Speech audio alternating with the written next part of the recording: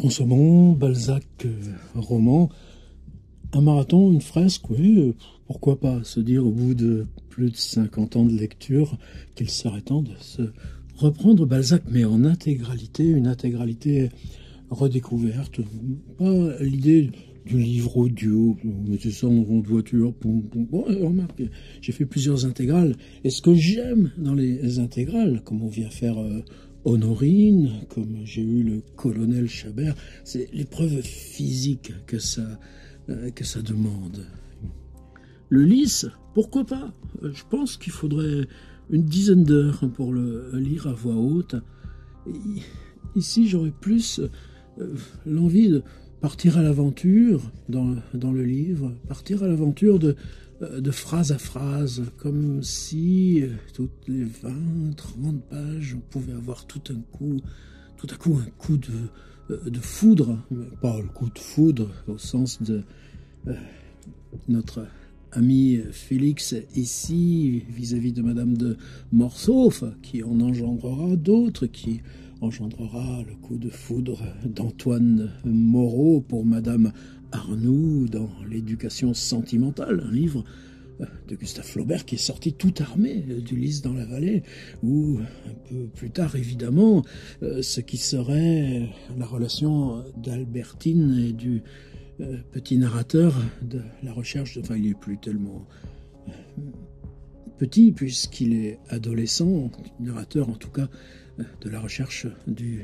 temps perdu, avec une filiation qui est justement ce par quoi je voudrais commencer aujourd'hui. Cette filiation, je la vois dans La prisonnière, ce moment où le narrateur vient embrasser la joue d'Albertine sans qu'on sache vraiment de quelle joue anatomiquement précise il s'agit, mais où le rapport à la peau, y compris le grain de la peau, change à mesure de cette proximité et où l'écriture vient se fondre au corps de l'autre. Eh bien, dans Balzac, ce serait notre premier rendez-vous dans ce début du Lys dans la vallée.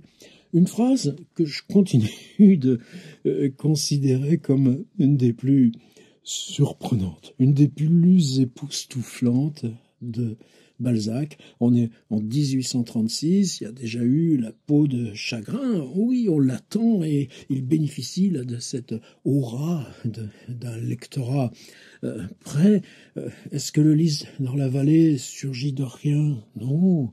Vous savez, sa fascination pour l'Adolphe de Benjamin Constant, mais qui est aussi répondre au poids social de certains livres, ce qu'ils incarnent symboliquement. Et puis récemment, il y a eu le Volupté de Sainte-Beuve, et pour Balzac, c'est presque un défi. Oh, qu'est-ce que vous m'embêtez avec votre volupté? Nous aussi, combien de fois on se dit ça dans nos pauvres petits laboratoires de littérature contemporaine? Oh, ben, vous m'embêtez avec ce livre, vous m'embêtez avec ce truc, vous m'embêtez. Et la complexité du Lys dans la vallée, c'est qu'il commence par une sorte d'autobiographie du narrateur, une autobiographie à la première personne, qui, bien sûr, n'est pas celle de Balzac, on n'y insistera jamais assez. Combien de fois vous lisez ça dans les préfaces, Balzac? Non, on a un peu partout dans Balzac, peut-être 5, peut-être 6, on recompose le récit depuis une autobiographie fictive, brassant, rebrassant, malaxant, y compris dans la peau de chagrin, presque autant que dans Louis Lambert. Louis Lambert ayant quand même un statut un peu plus à part de radicalité autobiographique, même là encore jeté dans un écart infranchissable qui est celui de ce personnage qui s'incarnera dont la figure finale sera celle d'être mangé par la folie. Mais la biographie, c'est-à-dire que le fonctionnement autobiographique convoqué dans La peau de chagrin ou convoqué ici dans le Lys dans la vallée, c'est parce que ça vous ouvre une matière que vous connaissez au plus direct. Ce sera des paysages, ce sera la marche à pied, ce sera aussi le travail sur soi et le mal-être où on peut être. Mais c'est pas pour autant que la projection narrative du statut autobiographique du livre sur Honoré de Balzac soit importante. C'est dans l'autre sens qu'il faut le prendre. Remalaxer un contenu incluant des figures autobiographiques majeures, c'est indéniable, mais pour construire, là, ce jeu fictionnel de ce narrateur qui est tout aussi distant de Balzac écrivain que l'est le narrateur Marcel de À la recherche du temps perdu. Évidemment, le statut de Balzac dans Proust, on le connaît, mais c'est comme si, j'allais réemployer le mot de foudre, cette foudre de Proust dans La recherche du temps perdu. Ce à quoi elle nous ouvre en littérature, elle nous permet de réouvrir Balzac rétrospectivement, mais ce qu'on découvre en y revenant rétrospectivement, c'est déjà là. Et Balzac ne cesse d'insister en 1836 sur le fait que pour lui, il y a une épreuve et un défi. Le défi, le volupté de Sainte-Beuve, c'en est un des éléments, mais c'est comment nier aussi le fait d'être un auteur à la mode, de dire oui, mais la littérature, c'est aussi ce muscle-là. Et la littérature, j'ai à faire mes preuves. Il dit combien, dans ce livre, il a travaillé. Et le travail, c'est quoi? Est-ce que ça sent le travail? Est-ce que ça sent les échafaudages? Non. Le miracle de Lys dans la vallée, c'est précisément qu'on ne sente pas le travail, qu'on ne sente pas les échafaudages. Et pourtant, ce qu'il laisse là de phrases, c'est peut-être les phrases les plus débarrassées, j'allais dire les plus légères. Elles ne sont pas légères, mais une sorte d'équilibre. Bien sûr, ensuite, on a d'autres rendez-vous, on repassera par des œuvres de jeunesse, on repassera par des œuvres un peu singulières, mineures. Tenez, le curé de village, avec cette espèce d'utopie là, qui devient une sorte de bain de boue généralisé. Oui, tout ça, c'est pour ça qu'il faut du temps, il faut de la préparation là d'une intervention à l'autre. Mais il y aura des rendez-vous, évidemment, avec chacun des noyaux durs. Goriot, je suis pas prêt. Et puis, cousine Bette et cousin Ponce. Ce sera peut-être le terme du voyage. On verra. En tout cas, là, j'ai commencé en novembre. On est à mi-mai. Il est temps d'ouvrir le Lys dans la vallée. Et le premier rendez-vous que je voudrais avoir, cette phrase époustouflante, c'est « Et je plongeais dans toutes ses épaules. » Toutes ses épaules, au pluriel. Et je plongeais... Ça, cette référence dans la recherche, le narrateur s'enfonçant littéralement jusqu'au grain de la peau de la joue d'Albertine, joue entre guillemets, et ici, ce monde de la proximité, du visage s'approchant du corps interdit, mais de la proximité du corps qui se dévoile dans une relation sociale interdisant le toucher, évidemment, et cette fascination qu'à mesure que le visage s'approche, tout se disperse, tout se dissout et devient comme un monde fractal, épaule, épaule, épaule, et je plongeais dans toutes ces épaules. On va aller la rejoindre en lisant le Lys dans la vallée, et de temps en temps je m'arrêterai pour parler.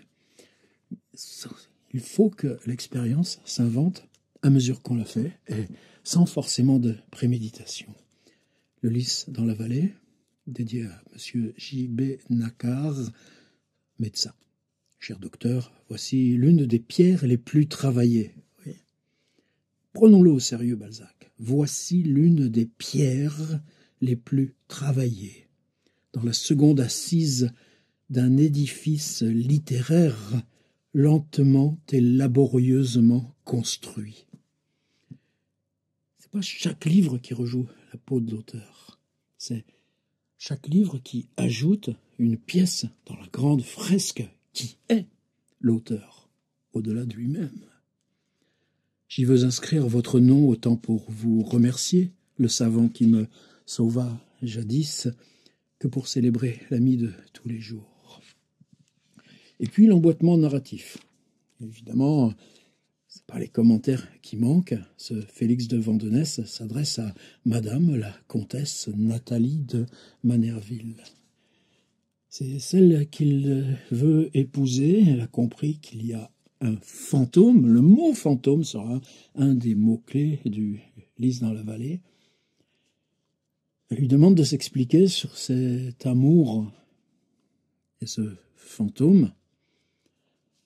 Il va évidemment y répondre. Cela veut dire que d'emblée, il condamne toute possibilité de rejoindre celle qu'il prétend épouser maintenant. Et bien sûr, l'emboîtement symétrique, ou le déboîtement, si on peut employer ce mot, ce sera la réponse de cette Madame de Manerville qui dira « Bon, écoutez, vivez avec votre fantôme, mais ne venez plus m'encombrer. À Madame la comtesse Nathalie de Manerville, je cède à ton désir. Je cède à ton désir. » Le mot « désir » qui vient là. C'est-à-dire, il vient là, mais détourné. Il vient mais détourné. Je cède à ton désir. C'est le désir de Nathalie de Manerville d'en savoir un peu plus sur la vie de son prétendant. Mais le mot désir vient là. Donc, je cède à ton désir. Une phrase de 5 mots qui ouvre. Je cède à ton. Oui, comme c'est bref. C'est un incipit. Un incipit. Alors, juste quelques syllabes, monosyllabes. Je cède à ton désir. Et le mot désir qui est le seul centre de gravité. On ouvre par le désir. Le privilège de la femme que nous aimons plus qu'elle ne nous aime est de nous faire oublier à tout propos les règles du bon sens. Pour ne pas voir un pli se former sur vos fronts, pour dissiper la boudeuse expression de vos lèvres que le moindre refus attriste, nous franchissons miraculeusement les distances, comme on est déjà dans l'imaginaire et plus une instance quelconque de réel. Nous donnons notre sang, nous dépensons l'avenir. Aujourd'hui, tu veux mon passé ? Le voici. Seulement sache-le bien, Nathalie, en t'obéissant, j'ai dû fouler aux pieds des répugnances inviolées. Mais pourquoi suspecter les soudaines et longues rêveries qui me saisissent parfois en plein bonheur? Pourquoi ta jolie colère de femme aimée à propos d'un silence? Ne pouvais-tu jouer avec les contrastes de mon caractère sans en demander les causes? As-tu dans le cœur des secrets qui, pour se faire absoudre, aient besoin des miens? Enfin, tu l'as deviné, Nathalie, et peut-être vaut-il mieux que tu saches tout. Oui, ma vie est dominée par un fantôme. Il se dessine vaguement au moindre mot qui le provoque. Il s'agite souvent de lui-même au-dessus de moi. J'ai d'imposants souvenirs ensevelis au fond de mon âme, comme ces productions marines qui s'aperçoivent par les temps calmes. Virgule. Oui, la rupture de rythme. Peut-être vaut-il mieux que tu saches tout. 2 points. Oui, ma vie est dominée par un fantôme. Virgule.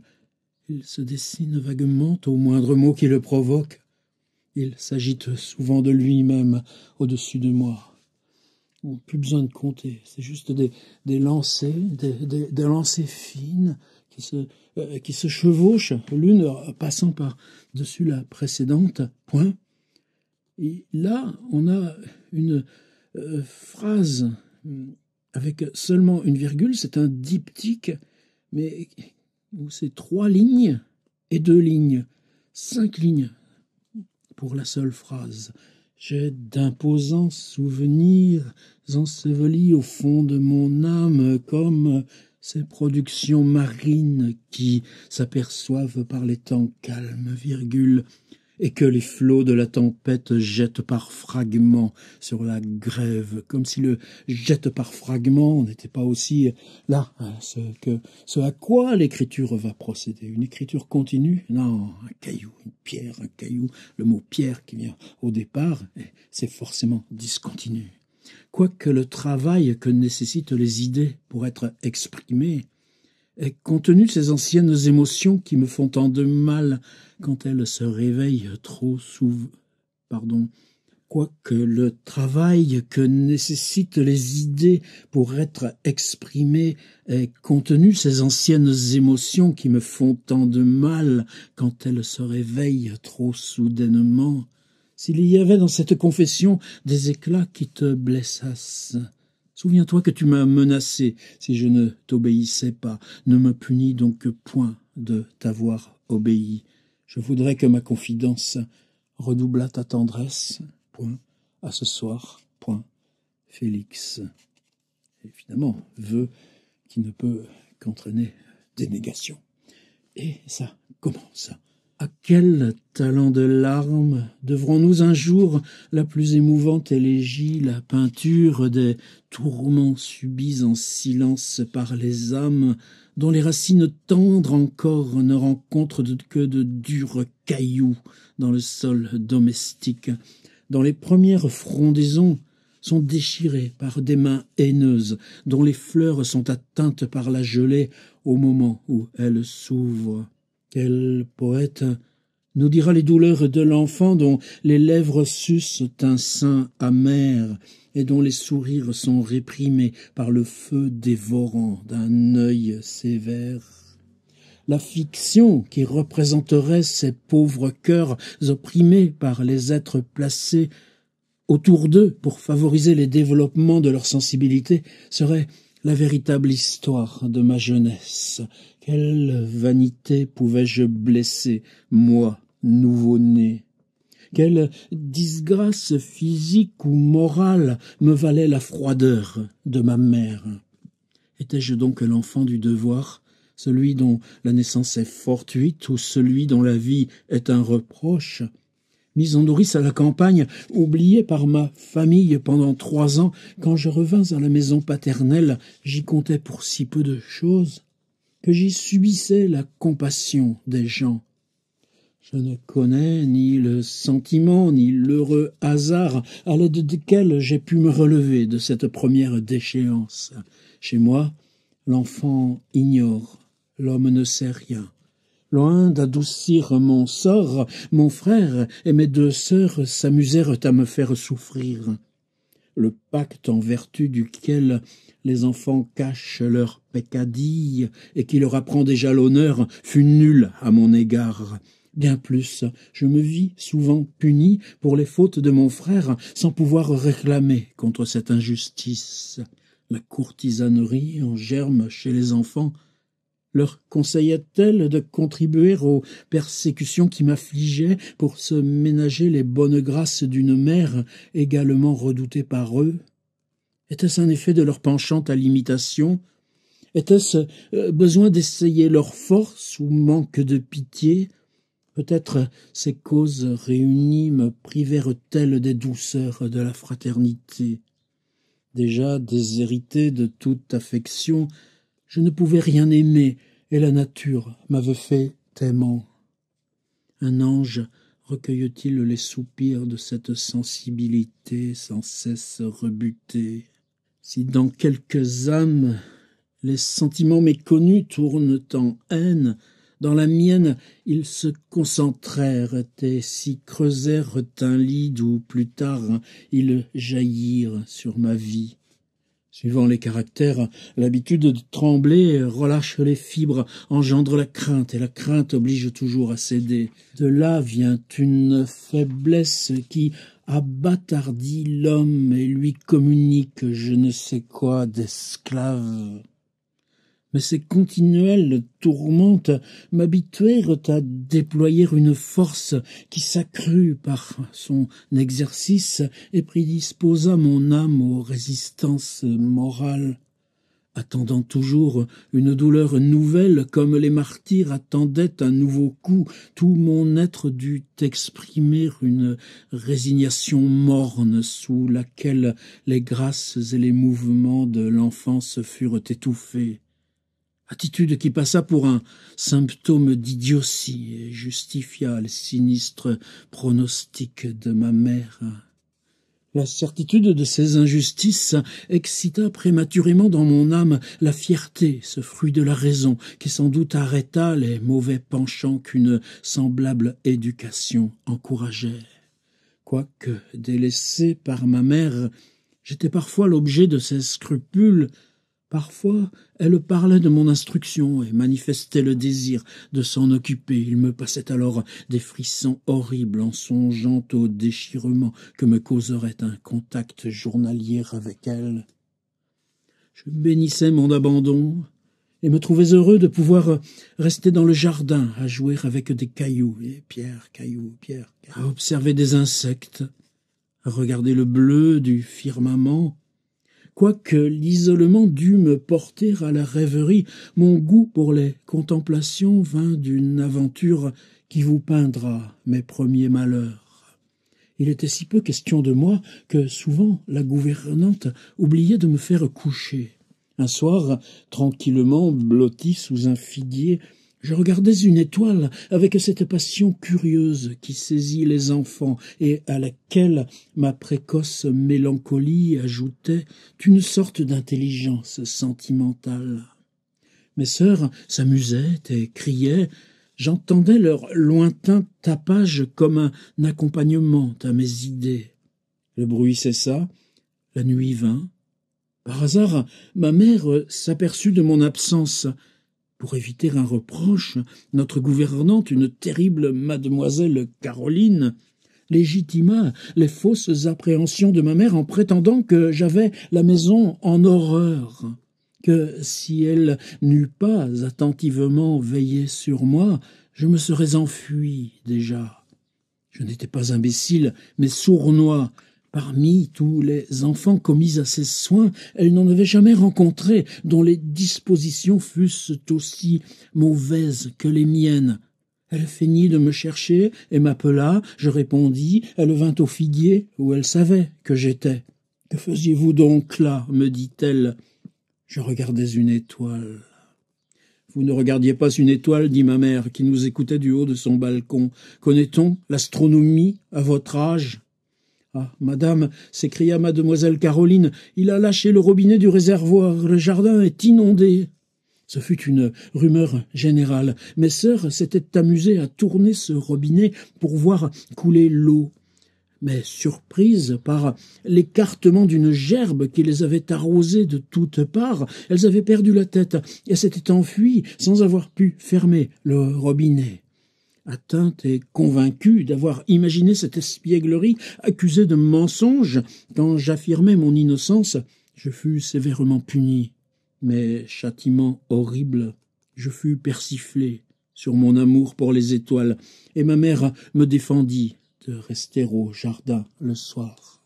Les défenses tyranniques aiguisent encore plus une passion chez les enfants que chez les hommes.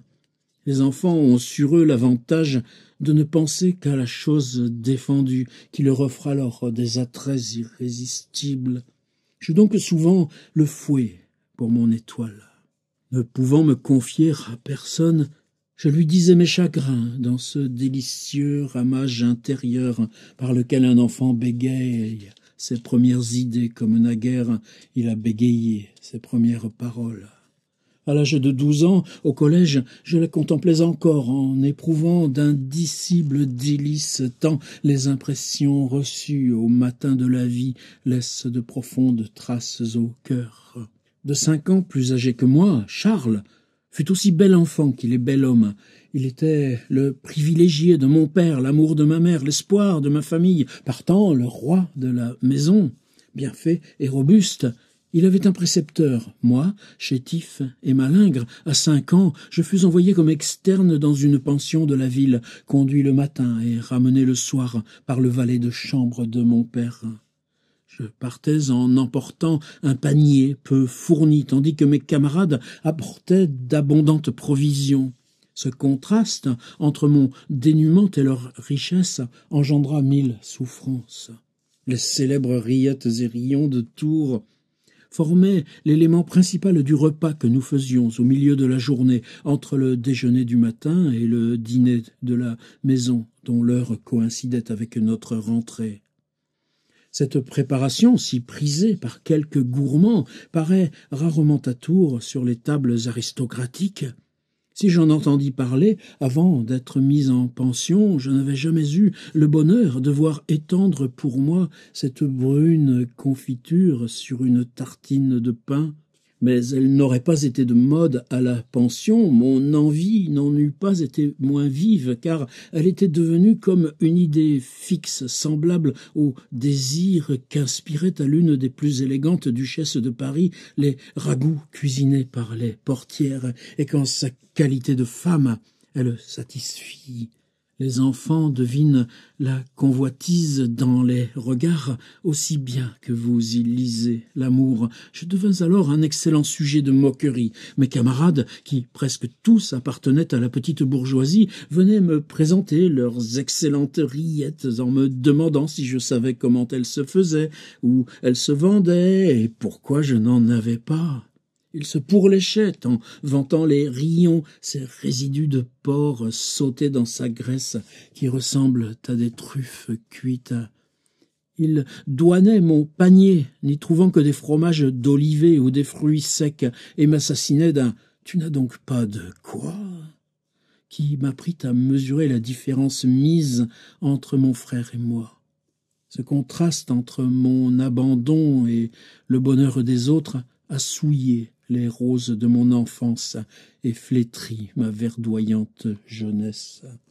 La première fois que, dupe d'un sentiment généreux, j'avançai la main pour accepter la friandise tant souhaitée qui me fut offerte d'un air hypocrite, mon mystificateur retira sa tartine au rire des camarades prévenus de ce dénouement. Si les esprits les plus distingués sont accessibles à la vanité, comment ne pas absoudre l'enfant qui pleure de se voir méprisé, goguenardé? À ce jeu, combien d'enfants seraient devenus gourmands, quêteurs, lâches pour éviter les persécutions? Je me battis. Le courage du désespoir me rendit redoutable, mais je fus un objet de haine et restai sans ressources contre les traîtrises. Un soir, en rentrant, je reçus dans le dos un coup de mouchoir roulé, plein de cailloux. Déjà le dos, encore les cailloux. Quand le valet de chambre, qui me vengea rudement, apprit cet événement à ma mère, elle s'écria « Ce maudit enfant ne nous donnera que des chagrins. » J'entrai dans une horrible défiance de moi-même en trouvant là les répulsions que j'inspirais en famille. Là, comme à la maison, je me repliai sur moi-même. Une seconde tombée de neige retarda la floraison des germes semés en mon âme. Ceux que je voyais aimer étaient de francs polissons. Ma fierté s'appuya sur cette observation. Je demeurai seul. Ainsi se continua l'impossibilité d'épancher les sentiments dont mon pauvre cœur était gros.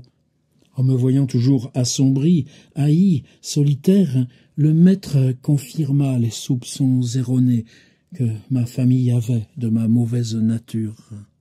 Dès que je sus écrire et lire, ma mère me fit exporter à Pont-le-Voix, collège dirigé par les oratoriens qui recevaient les enfants de mon âge dans une classe nommée la classe des pas latins, où restaient aussi les écoliers de qui l'intelligence tardive se refusait au rudiment. Je demeurai là 8 ans, sans voir personne, et menant une vie de paria.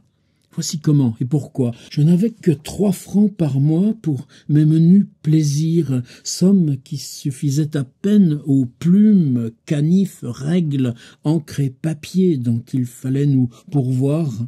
Ainsi, ne pouvant acheter ni les échasses, ni les cordes, ni aucune des choses nécessaires aux amusements du collège, j'étais banni des jeux. Pour y être admis, j'aurais dû flagorner les riches ou flatter les forts de ma division, la moindre de ces lâchetés que se permettent si facilement les enfants me faisait bondir le cœur. Je séjournais sous un arbre, perdu dans de plaintives rêveries. Je lisais là les livres que nous distribuait mensuellement le bibliothécaire. Combien de douleurs étaient cachées au fond de cette solitude monstrueuse. quelles angoisses engendrait mon abandon. Imaginez ce que mon âme tendre dut ressentir à la première distribution des prix, où j'obtins les deux plus estimés, le prix de thème et celui de version. En venant les recevoir sur le théâtre, au milieu des acclamations et des fanfares, je n'eus ni mon père ni ma mère pour me fêter, alors que le parterre était rempli par les parents de tous mes camarades. Au lieu de baiser le distributeur, suivant l'usage, je me précipitai dans son sein et j'y fondis en larmes. Le soir, je brûlais mes couronnes dans le poêle. Les parents demeuraient en ville pendant la semaine employée par les exercices qui précédaient la distribution des prix. Ainsi, mes camarades décampaient tous joyeusement le matin, tandis que moi, de qui les parents étaient à quelques lieues de là, je restais dans les cours avec les outre-mer, nom donné aux écoliers dont les familles se trouvaient aux îles ou à l'étranger. Le soir, durant la prière, les barbares nous vantaient les bons dîners faits avec leurs parents. Vous verrez toujours mon malheur s'agrandissant en raison de la circonférence des sphères sociales où j'entrerai. Combien d'efforts n'ai-je pas tenté pour infirmer l'arrêt qui me condamnait à ne vivre qu'en moi. Combien d'espérances longtemps conçues avec 1000 élancements d'âme et détruites en un jour. Pour décider mes parents à venir au collège, je leur écrivais des épîtres pleines de sentiments, peut-être emphatiquement exprimées, mais des lettres auraient-elles dû m'attirer les reproches de ma mère qui me réprimandait avec ironie sur mon style? Sans me décourager, je promettais de remplir les conditions que ma mère et mon père mettaient à leur arrivée. J'implorais l'assistance de mes sœurs, à qui j'écrivais aux jours de fête de leur naissance, avec l'exactitude des pauvres enfants délaissés, mais avec une vaine persistance. Aux approches de la distribution des prix, je redoublais mes prières, je parlais de triomphes pressentis. Trompé par le silence de mes parents, je les attendais en m'exaltant le cœur, je les annonçais à mes camarades, et quand à l'arrivée des familles, le pas du vieux portier qui appelait les écoliers retentissait dans les cours, j'éprouvais alors des palpitations maladives. Jamais ce vieillard ne prononça mon nom. Le jour où je m'accusais d'avoir maudit l'existence, mon confesseur me montra le ciel où fleurissait la palme promise par le Beatici Fugent du Sauveur. Lors de ma première communion, je me jetai donc dans les mystérieuses profondeurs de la prière, séduit par les idées religieuses dont les féeries morales enchantent les jeunes esprits. Animé d'une ardente foi, je priais Dieu de renouveler en ma faveur les miracles fascinateurs que je lisais dans le martyrologue. À 5 ans, je m'envolais dans une étoile. À 12 ans, j'allais frapper aux portes du sanctuaire. Mon extase fit éclore en moi des songes inénarrables qui meublèrent mon imagination, enrichirent ma tendresse. Un avion qui passe. Enrichirent ma tendresse et fortifièrent mes facultés pensantes. J'ai souvent attribué ces sublimes visions à des anges chargés de façonner mon âme à de divines destinées. Elles ont doué mes yeux de la faculté de voir l'esprit intime des choses.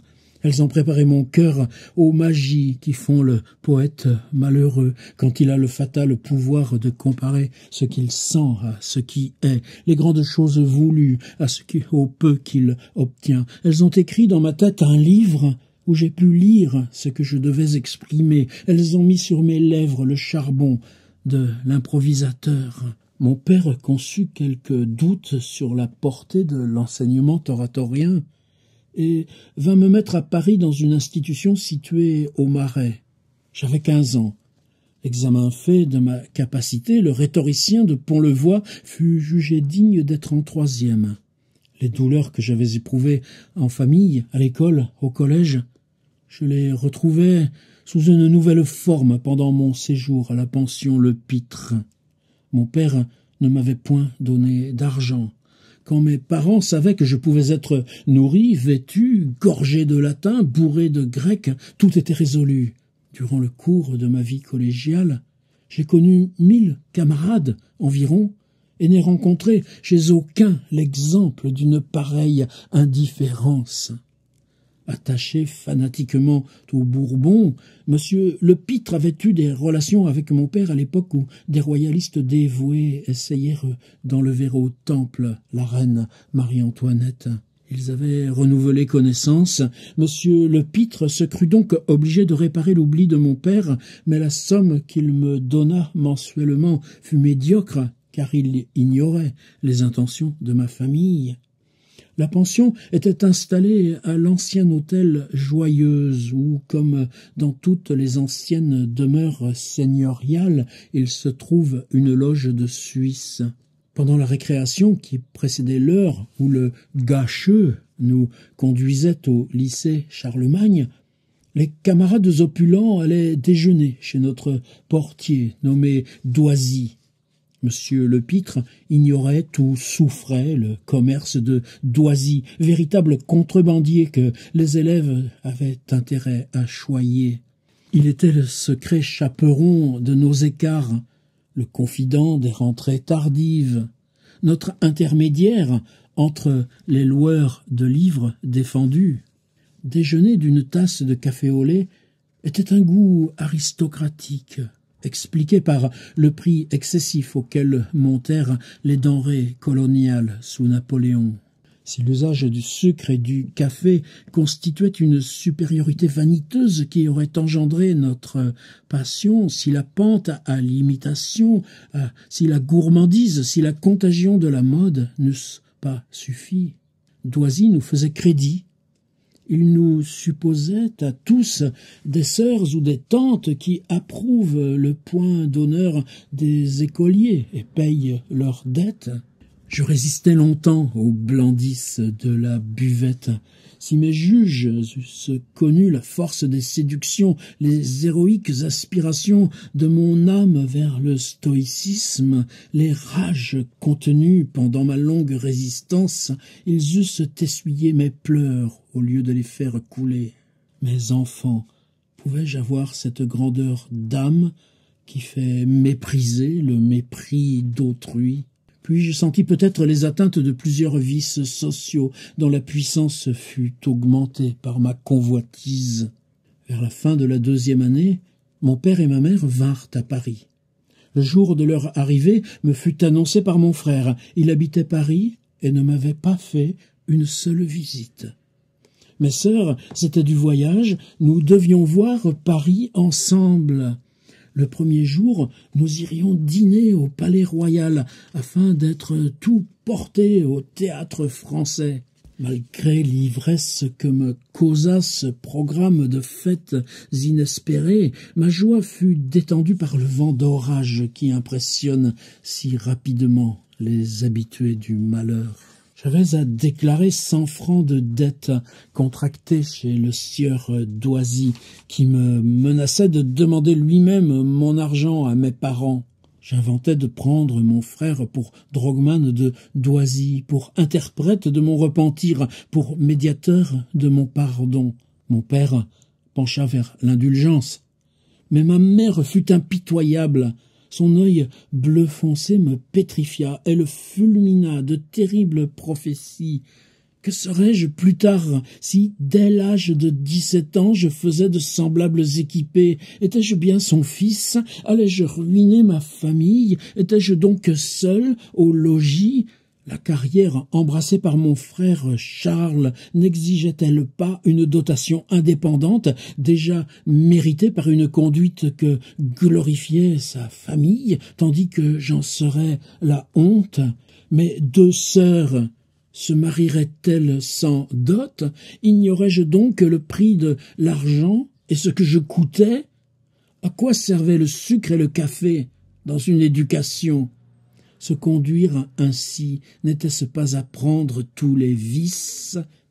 Marat était un ange en comparaison de moi. Quand j'eus subi le choc de ce torrent qui charria 1000 terreurs en mon âme, mon frère me reconduisit à ma pension. Je perdis le dîner aux frères Provençaux et fus privé de voir Talma dans Britannicus.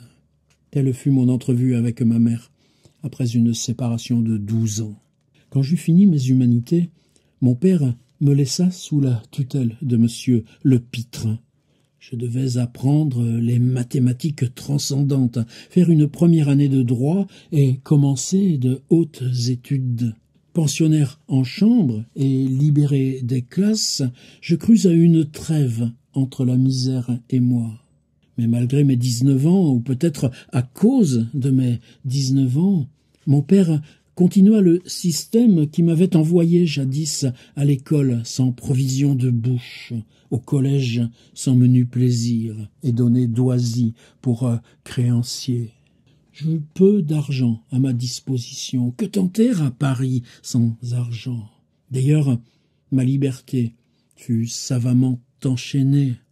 Monsieur Lepitre me faisait accompagner à l'école de droit par un gâcheux qui me remettait aux mains du professeur et venait me reprendre. Une jeune fille aurait été gardée avec moins de précaution que les craintes de ma mère n'en aspiraient pour conserver ma personne. Paris effrayait à bon droit mes parents. Les écoliers sont secrètement occupés de ce qui préoccupe aussi les demoiselles dans leur pensionnat. Quoi qu'on fasse, celles-ci parleront toujours de l'amant, et cela de la femme. Mais à Paris, et dans ce temps, les conversations entre camarades étaient dominées par le monde oriental et sultanesque du palais royal. Le palais royal était un Eldorado d'amour où, le soir, les lingots couraient tout monnayés. Là cessaient les doutes les plus vierges, là pouvaient s'apaiser nos curiosités allumées. Le palais royal et moi, nous fûmes deux asymptotes dirigés l'une vers l'autre sans pouvoir se rencontrer. Voici comment le sort déjoua mes tentatives. Mon père m'avait présenté chez une de mes tantes qui demeurait dans l'île Saint-Louis, où je dus aller dîner les jeudis et les dimanches, conduit par madame ou par monsieur Lepitre qui, ces jours-là, sortait et me reprenait le soir en revenant chez eux. Singulière récréation. La marquise de Listomère était une grande femme cérémonieuse qui n'eut jamais la pensée de m'offrir un écu. Vieille comme une cathédrale, peinte comme une miniature, somptueuse dans sa mise, elle vivait dans un hôtel comme si Louis XV ne fût pas mort, et ne voyait que des vieilles femmes et des gentilshommes, société de corps fossiles, où je croyais être dans un cimetière. Personne ne m'adressait la parole, et je ne me sentais pas la force de parler le premier. Les regards hostiles ou froids me rendaient honteux de ma jeunesse qui semblait importune à tous. Je basais le succès de mon escapade sur cette indifférence, en me proposant de m'esquiver un jour, aussitôt le dîner fini, pour voler aux galeries de bois.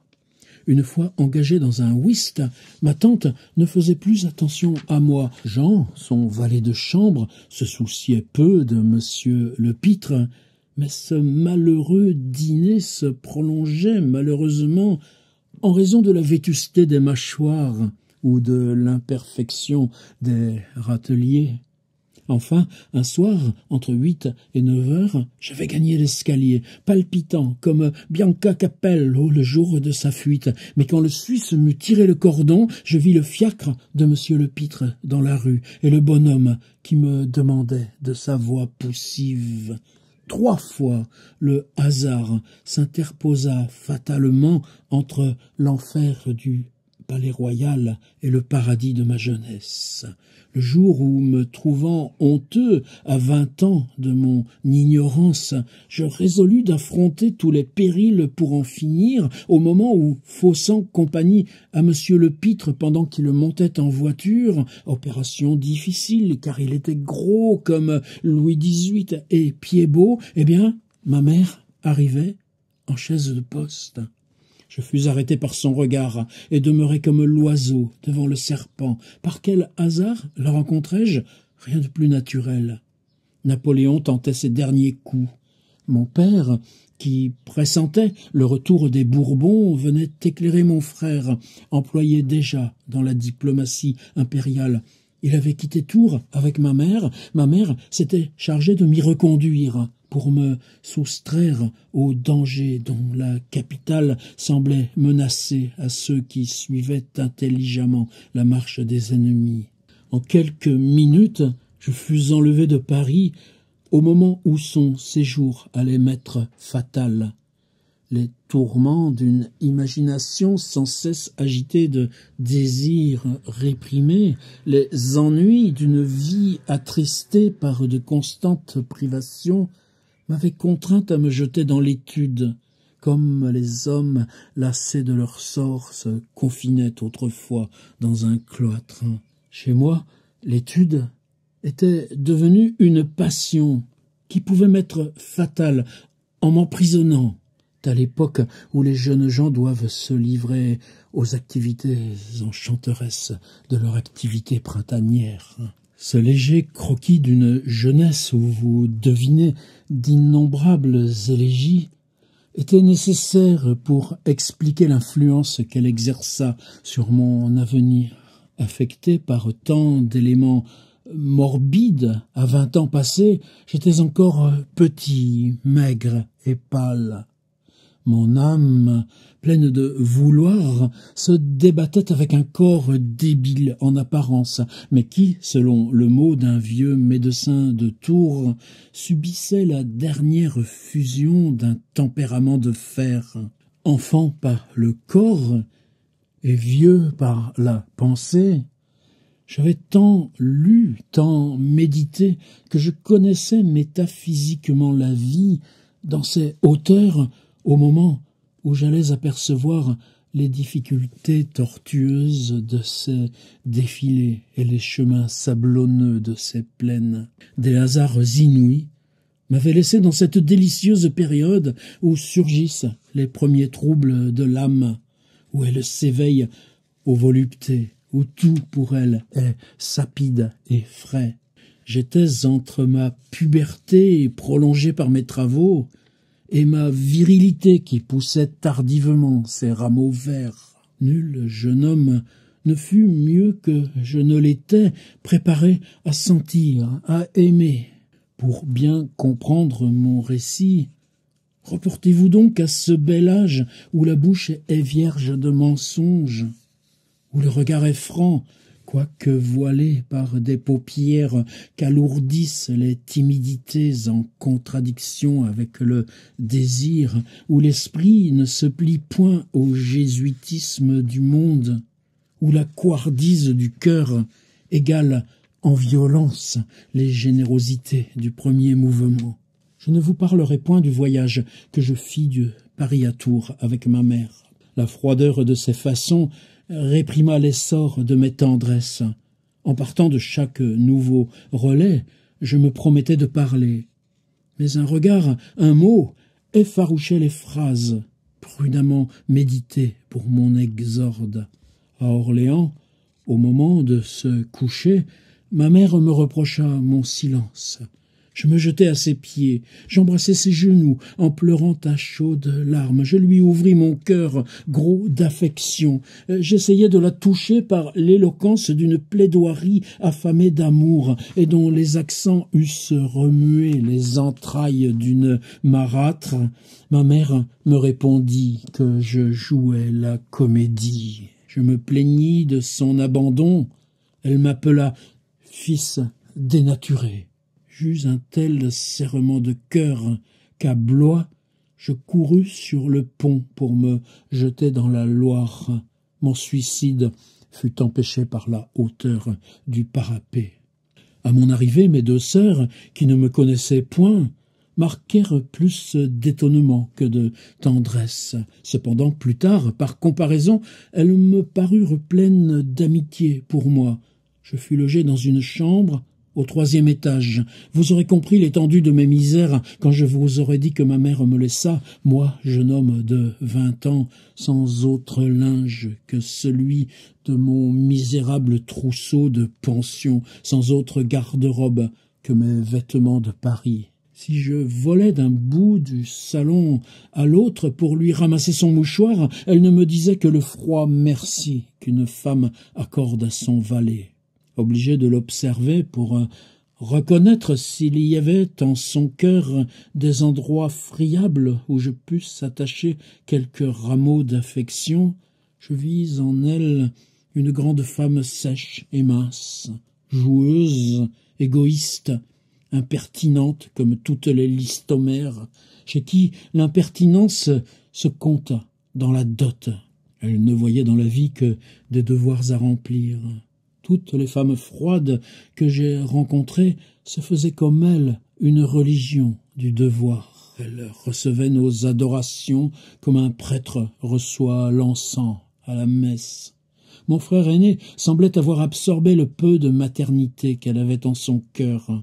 Elle nous piquait sans cesse par les traits d'une ironie mordante, l'arme des gens sans cœur, et de laquelle elle se servait contre nous qui ne pouvions rien lui répondre. Malgré ces barrières épineuses, les sentiments instinctifs tiennent par tant de racines. La religieuse terreur inspirée par une mère de laquelle il coûte trop de désespérer conserve tant de liens que la sublime erreur de notre amour se continua jusqu'au jour où, plus avancée dans la vie, elle fut souverainement jugée. En ce jour commencent les représailles des enfants. Leur indifférence, engendrée par les déceptions du passé, grossit des épaves limoneuses qu'ils en ramènent s'étend jusque sur la tombe. Ce terrible despotisme chassa les idées voluptueuses que j'avais follement médité de satisfaire à Tours. Je me jetai désespérément dans la bibliothèque de mon père, où je me mis à lire tous les livres que je ne connaissais point.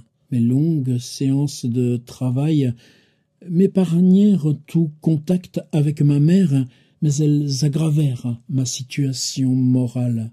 Parfois, ma sœur aînée, celle qui a épousé notre cousin le marquis de Listomère, cherchait à me consoler sans pouvoir calmer l'irritation à laquelle j'étais en proie. Je voulais mourir. De grands événements auxquels j'étais étranger se préparaient alors. Parti de Bordeaux pour rejoindre Louis XVIII à Paris, le duc d'Angoulême recevait à son passage dans chaque ville des ovations préparées par l'enthousiasme qui saisissait la vieille France au retour des Bourbons. La Touraine en émoi pour ses princes légitimes, la ville en rumeur, les fenêtres pavoisées, les habitants endimanchés, les apprêts d'une fête, et ce je ne sais quoi répandu dans l'air et qui grise, me donnèrent l'envie d'assister au bal offert au prince. Quand je me mis de l'audace au front pour exprimer ce désir à ma mère, alors trop malade pour pouvoir assister à la fête, elle se courrouça grandement. Arrivais-je du Congo pour ne rien savoir? Comment pouvais-je imaginer que notre famille ne serait pas représentée à ce bal? En l'absence de mon père et de mon frère, n'était-ce pas à moi d'y aller? N'avais-je pas une mère? Ne pensait-elle pas au bonheur de ses enfants? En un moment, le fils quasi désavoué devenait un personnage. Je fus autant abasourdi de mon importance que du déluge de raisons ironiquement déduites par lesquelles ma mère accueillit ma supplique. Je questionnai mes sœurs. J'appris que ma mère, à laquelle plaisaient ces coups de théâtre, s'était forcément occupée de ma toilette. Surpris par les exigences de ces pratiques, aucun tailleur de Tours n'avait pu se charger de mon équipement. Ma mère avait mandé une ouvrière à la journée qui, suivant l'usage des provinces, savait faire toute espèce de couture. Un habit bleu barbeau me fut secrètement confectionné, tant bien que mal. Des bas de soie, des escarpins neufs furent facilement trouvés. Les gilets d'hommes se portaient courts. Je pus mettre un des gilets de mon père. Pour la première fois, j'eus une chemise à jabot dont les tuyaux gonflèrent ma poitrine et s'entortillèrent dans le nœud de ma cravate. Quand je fus habillé, je me ressemblais si peu que mes sœurs me donnèrent par leurs compliments le courage de paraître devant la Touraine assemblée. Entreprise ardue, cette fête comportait trop d'appelés pour qu'il y eût beaucoup d'élus. Grâce à l'exiguïté de ma taille, je me faufilais sous une tente construite dans les jardins de la maison Papillon, et j'arrivai près du fauteuil où trônait le prince.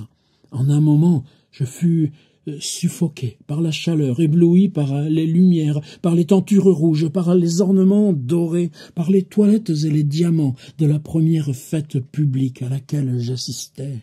J'étais poussé par une foule d'hommes et de femmes qui se ruaient les uns sur les autres et se heurtaient dans un nuage de poussière. Les cuivres ardents et les éclats bourboniens de musique militaire étaient étouffés sous les hurrahs de « Vive le duc d'Angoulême, vive le roi, vive les Bourbons ». Cette fête était une débâcle d'enthousiasme où chacun s'efforçait de se surpasser dans le féroce empressement de courir au soleil levant des Bourbons, véritable égoïsme de parti qui me laissa froid, me rapetissa, me replia sur moi-même.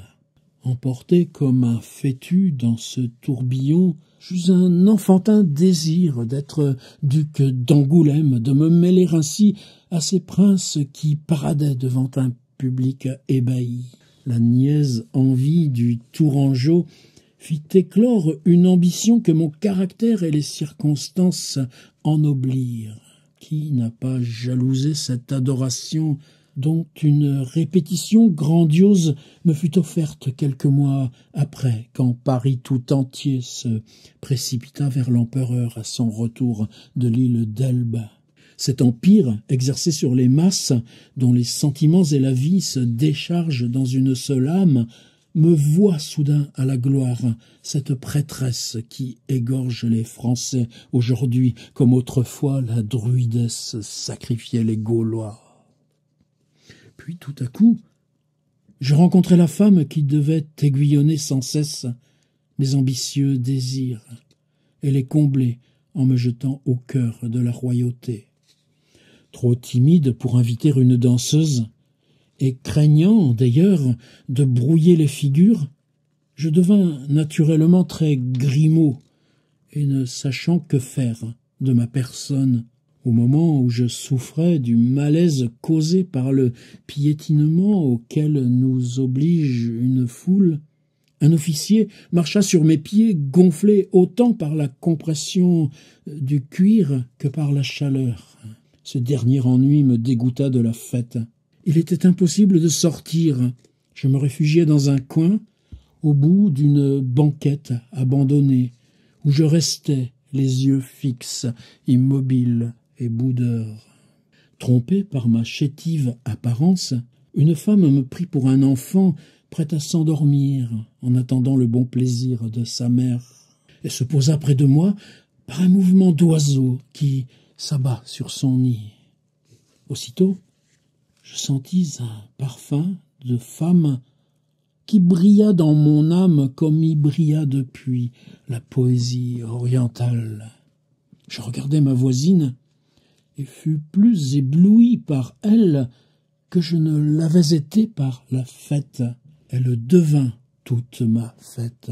Si vous avez bien compris ma vie antérieure, vous devinerez les sentiments qui sourdirent en mon cœur. Mes yeux furent tout à coup frappés par de blanches épaules rebondies sur lesquelles j'aurais voulu pouvoir me rouler, des épaules légèrement rosées qui semblaient rougir comme si elles se trouvaient nues pour la première fois, de pudiques épaules qui avaient une âme et dont la peau satinée éclatait à la lumière comme un tissu de soie. Ces épaules étaient partagées par une raie le long de laquelle coula mon regard plus hardi que ma main. Je me haussai tout palpitant pour voir le corsage et fus complètement fasciné par une gorge chastement couverte d'une gaze, mais dont les globes azurés et d'une rondeur parfaite étaient douillettement couchés dans les flots de dentelle. Les plus légers détails de cette tête furent les amorces qui réveillèrent en moi des jouissances infinies. Le brillant des cheveux lissés au-dessus d'un cou velouté comme celui d'une petite fille, les lignes blanches que le peigne y avait dessinées et où mon imagination courut comme en de frais sentiers, tout me fit perdre l'esprit. Après m'être assuré que personne ne me voyait, je me plongeai dans ce dos comme un enfant qui se jette dans le sein de sa mère, et je baisais toutes ses épaules en y roulant ma tête. Cette femme poussa un cri perçant que la musique empêcha d'entendre. Elle se retourna, me vit et me dit « Monsieur !» Ah, si elle avait dit « Mon petit bonhomme, qu'est-ce qui vous prend donc? Je l'aurais tué peut-être, mais à ce monsieur !»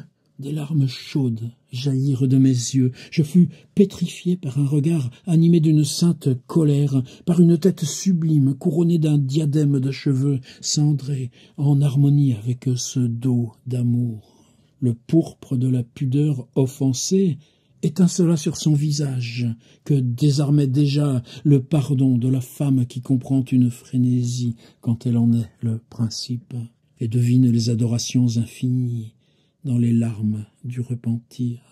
Elle s'en alla par un mouvement de reine. Je sentis alors le ridicule de ma position. Alors seulement je compris que j'étais fagoté comme le singe d'un Savoyard. J'eus honte de moi. Je restais tout hébété, savourant la pomme que je venais de voler, gardant sur mes lèvres la chaleur de ce sang que j'avais aspiré, et suivant du regard cette femme descendue des cieux, saisie par le premier aspect charnel de la grande fièvre du cœur, j'errais dans le bal devenu désert, sans pouvoir y retrouver mon inconnu. Je revins me coucher, métamorphosé. Une âme nouvelle, une âme aux ailes diaprées, avait brisé sa larve. Tombée des steppes bleues où je l'admirais, ma chère étoile s'était donc faite femme en conservant sa clarté, ses scintillements et sa fraîcheur. J'aimais soudain, sans rien savoir de l'amour. N'est-ce pas une étrange chose que cette première irruption du sentiment le plus vif de l'homme? J'avais rencontré dans le salon de ma tante quelques jolies femmes.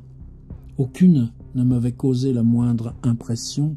Existe-t-il donc une heure, une conjonction d'astres, une réunion de circonstances expresses, une certaine femme entre toutes pour déterminer une passion exclusive au temps où la passion embrasse le sexe entier? En pensant que mon élu vivait en Touraine, j'aspirais l'air avec délice. Je trouvais au bleu du temps une couleur que je ne lui ai vue nulle part. Si j'étais ravi mentalement, je parus sérieusement malade, et ma mère eut des craintes mêlées de remords. Semblable aux animaux qui sentent venir le mal, j'allais m'accroupir dans un coin du jardin pour y rêver aux baisers que j'avais volés. Honoré de Balzac, l'Église dans la vallée, première traversée.